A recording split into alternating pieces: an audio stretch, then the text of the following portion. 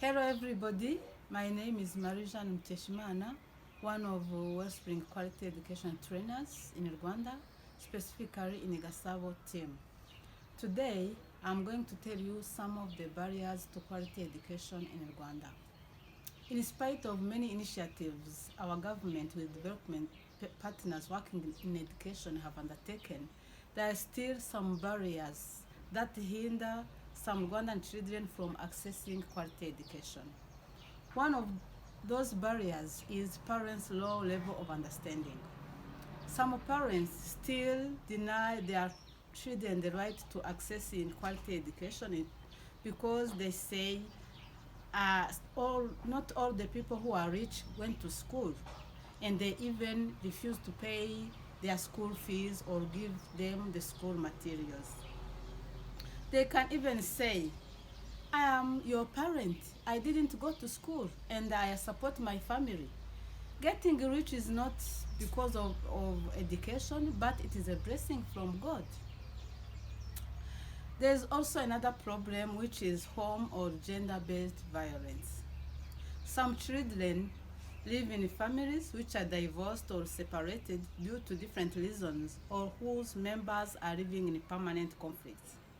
This has a very negative impact on the education of children, and sometimes it leads them to dropping out of school. Another barrier that I can talk about is the school conditions. Some schools don't have enough infrastructure or equipments, and they don't even have enough resources to teach children. You can even find schools which have more than 100 children.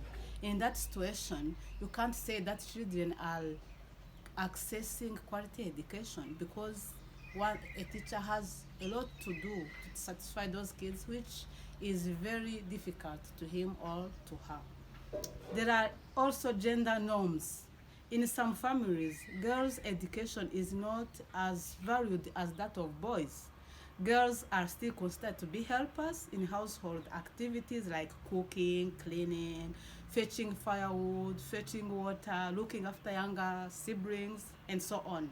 This limits their time to engage in their studies, which creates imbalances in the education of girls and boys. Another big problem that hinders the quality of education in our country, it is teenage pregnancies. Some girls fall pregnant because of poor living conditions in families and family breakups. For others, it is because of the ignorance of the parents. Because when these little girls give birth, some parents refuse to allow them to continue to go to school, and they stop their schooling. There are also stereotypes about children living with disabilities. Some of the families with children with disabilities don't give them the chance to go to school. They consider them as invalid and unable to learn.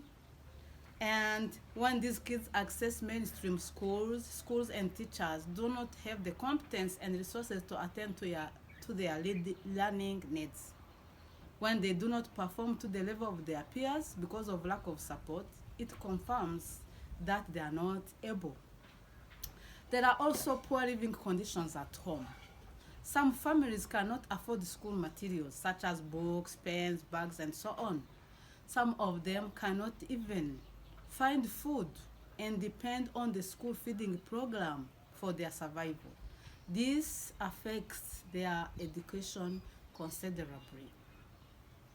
Briefly, these are some of the barriers to quality education in our schools, but the government is working hard to remove them.